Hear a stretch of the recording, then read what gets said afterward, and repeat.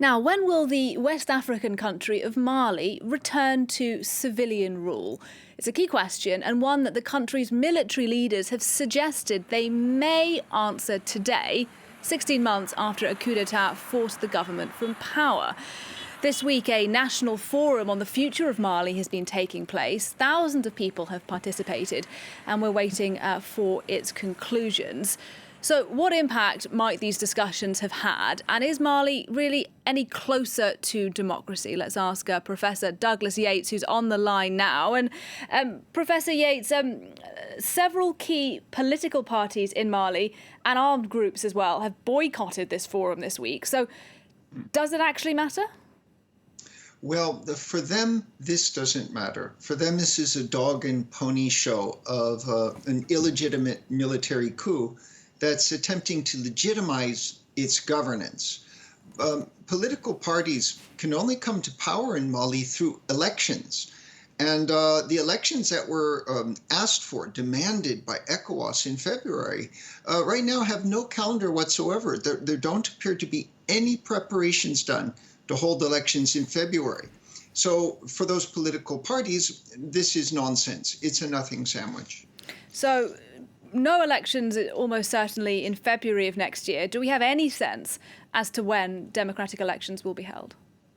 The ECOWAS is saying that it's going to stick to its increased sanctions with that February date. So the military regime has promised to give a calendar at the end of January. So we can't yet declare there will be no elections, but February does seem a bit short. I would assume that the calendar would give 6 months and that the elections would probably occur in summer. The major problem areas are, of course, the north of the country is not secure. And the last elections that were held in Mali were in part illegitimate. Ibrahim Boubacar Keita had held elections, but the north of the country had been unable to vote. And so the military regime is claiming we've got to have legitimate elections. So I would guess probably summer if they make the announcement at all. And you mentioned sanctions there by the West African body ECOWAS. And I wonder whether you think other international actors now need to do more to pressure the Malian military. I'm thinking of possible sanctions from institutions like the European Union. Right. The problem with ECOWAS sanctions is it doesn't have a lot of tools. It doesn't have a lot of leverage. And if it goes all the way and exhausts all of its bullets, it will have no more pressure to apply.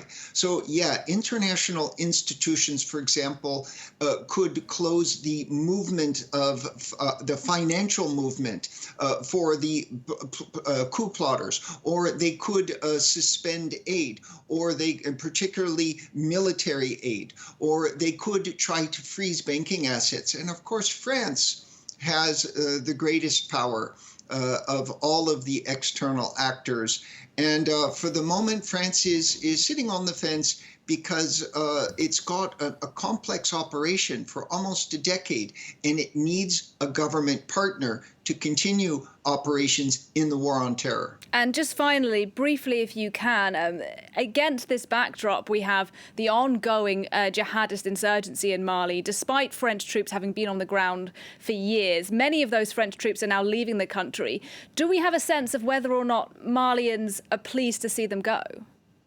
I believe that in the north, ordinary civilians are sad to see them go because it leaves them at the mercy of armed Islamic terrorists, teenagers with beards and machine guns, the types who destroyed the temples of Timbuktu.